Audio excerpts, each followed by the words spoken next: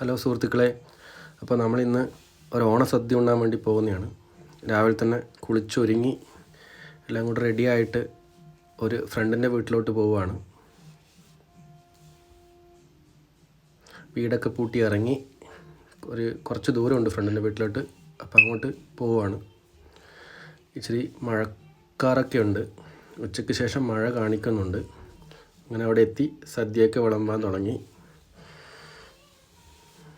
എല്ലാ ഐറ്റംസും ഉണ്ട്.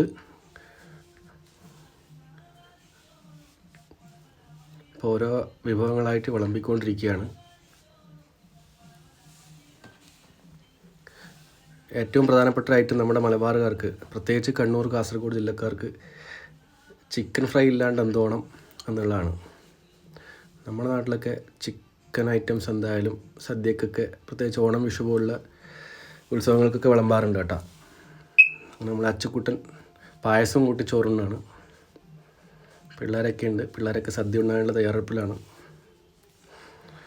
അമ്മ ആണെങ്കിൽ രസം ചോദിച്ച് മേടിച്ച് കുടിക്കുന്നുണ്ട്. രസവും കൂട്ടി സദ്യ ഉണ്ണാനുള്ള പരിപാടിയിലാണ്. അങ്ങനെ വയറ് നിറച്ചും സദ്യയൊക്കെ ഉണ്ട്. തിരിച്ച് വീട്ടിലോട്ട് വരുമ്പോൾ നല്ല മഴയായിരുന്നു.